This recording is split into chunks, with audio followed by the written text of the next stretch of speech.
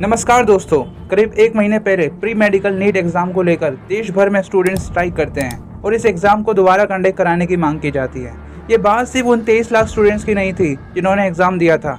ये बात देश के हर एक स्टूडेंट की थी जिसके माता पिता रात दिन एक करके उसे पढ़ाते हैं और कुछ माँ बाप तो घर बार ही बेच देते हैं अपने बच्चों की प्रिपरेशन के लिए, सिर्फ इस उम्मीद में कि ऐसे बड़े एग्जाम में कोई फ्रॉड नहीं होगा, ऐसे बड़े एग्जाम में उनके बच्चों के साथ कोई भेदभाव नहीं किया जाएगा। पर पिछले कुछ सालों से पेपर लीक जैसी खबरें बढ़ती ही जा रही हैं।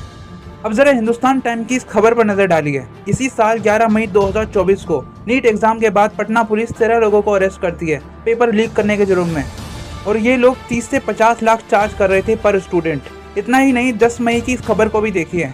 गुजरात के गोधरा टाउन में पूरा रैकेट बस्ट किया जाता है। एक education consultancy owner Parshuram Roy, एक स्कूल टीचर और एक बीजेपी नेता आरिफ वहोरा के साथ मिलकर स्टूडेंट से 10-10 लाख रुपए चार्ज कर रहे थे। और कितनी ही बार स्टूडेंट्स ने हड़तालें की इन सबको रोकने के लिए, क्योंकि ये बात सिर्फ पेपर लीक की नहीं थी। जब 4 जून को नीट एग्जाम का रिजल्ट डिक्लेयर किया जाता है तब इसे सीधे तौर पर एक स्कैम का नाम दिया जाता है। क्या था ये स्कैम, आइए जानते हैं इस वीडियो में। आप लोगों ने देखा होगा, वीडियो भी सामने आ रही है, हमारी रूह क्या उठती है और हम यहाँ पर शांतिपूर्ण तरीके से अपनी मांग उठा रहे हैं।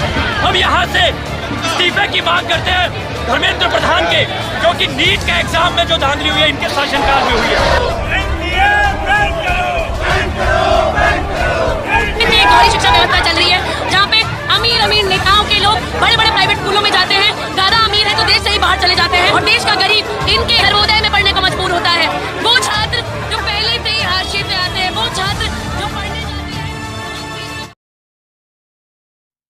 नीट यूजी का एग्जाम यानी national eligibility entrance test for under graduates, ये देश भर में मेडिकल कॉलेजेस के लिए एक एडमिशन एग्जाम होता है। पर इससे पहले मेडिकल कॉलेजेस के लिए AIPMT का एग्जाम कंडक्ट कराया जाता था, पर इसमें दिक्कत ये थी कि हर स्टेट में अलग एग्जाम कंडक्ट होता था। इसीलिए गवर्नमेंट ने 2013 में इन सारे एग्जाम को रिप्लेस करके नीट को बनाया। लेकिन स्टार्टिंग में नीट के अगेंस्ट कई प्रोटेस्ट देखने को मिले, इसीलिए 3 साल बाद 2016 में नीट का पहला एग्जाम कंडक्ट कराया गया। शुरुआत के जो नीट के एग्जाम थे वो CBSE द्वारा कंडक्ट कराए गए थे, लेकिन 2019 में ये काम नेशनल टेस्टिंग एजेंसी यानी NTA को दिया गया।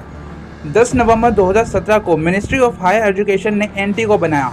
NTA को बनाने का मोटिव था एग्जाम्स को और भी ज़्यादा सिक्योर करना और स्टूडेंट्स का भरोसा जीतना। लेकिन आज यही NTA लाखों स्टूडेंट्स के गुस्से का कारण बन चुका है।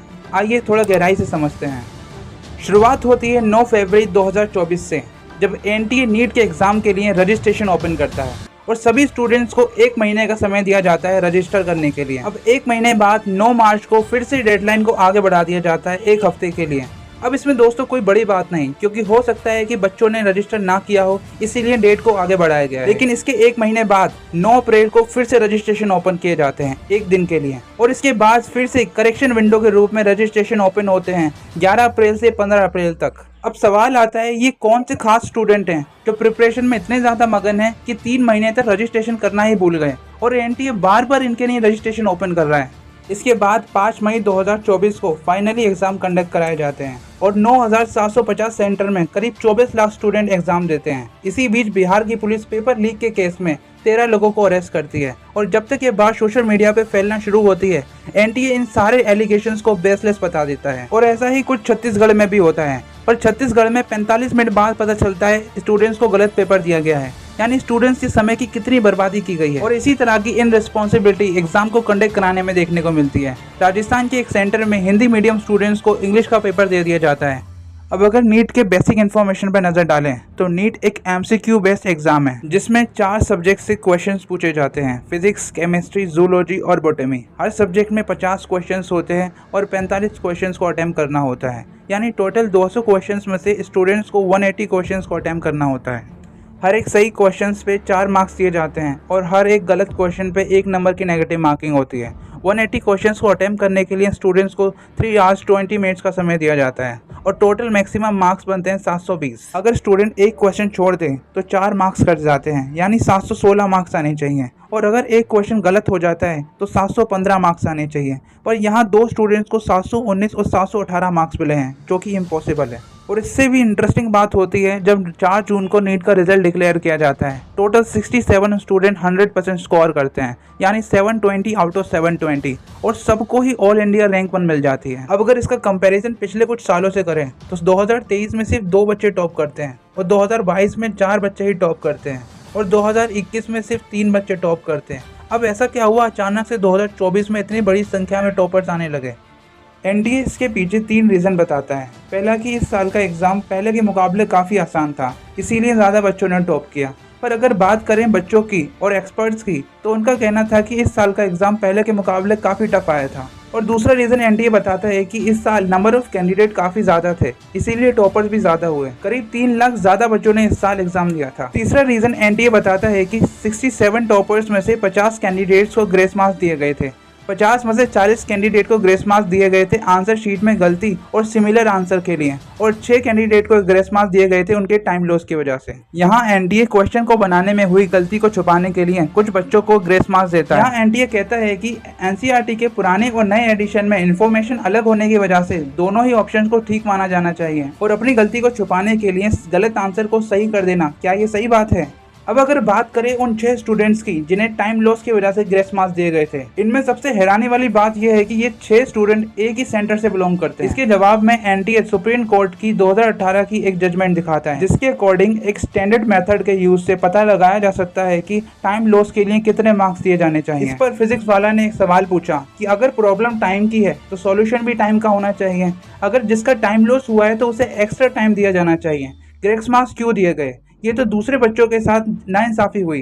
पर एनटीए यहाँ भी ये गलती करता है। जो 2018 की जजमेंट एनटीए दिखाता है वो एक्चुअली सीएलएटी एग्जाम यानी लॉ के एग्जाम के लिए थी, और इस जजमेंट में साफ बताया गया है कि इस जजमेंट का यूज किसी भी इंजीनियरिंग या मेडिकल एग्जाम के लिए नहीं किया जा सकता। अब लोग आरोप लगाते हैं कि यहाँ करप्शन हुआ है, ये एक स्कैम है। बात यहाँ खत्म नहीं होती। रिजल्ट डिक्लेयर करने से पहले एनटीए ओएमआर शीट रिलीज करता है। बेसिकली ये स्टूडेंट्स की आंसर शीट होती है।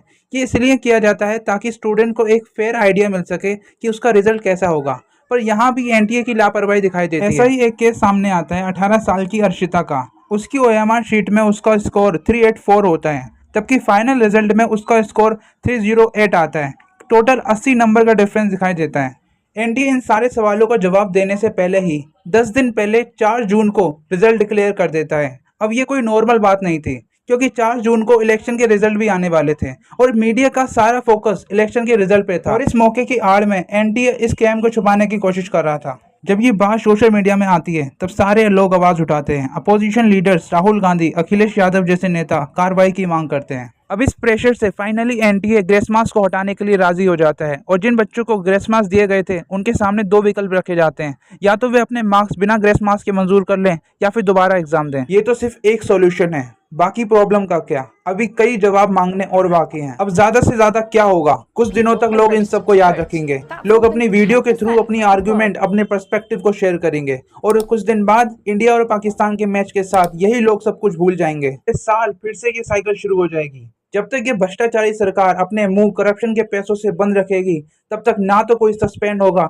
और ना ही किसी को सजा दी जाएगी। अब मैं कहना चाहूंगा कि कोरोना टाइम पे इन्हीं डॉक्टर्स ने आपके अपनों की जान बचाई थी। अब ये हमारा कर्तव्य है कि हम अपने फ्यूचर डॉक्टर को बचाएं।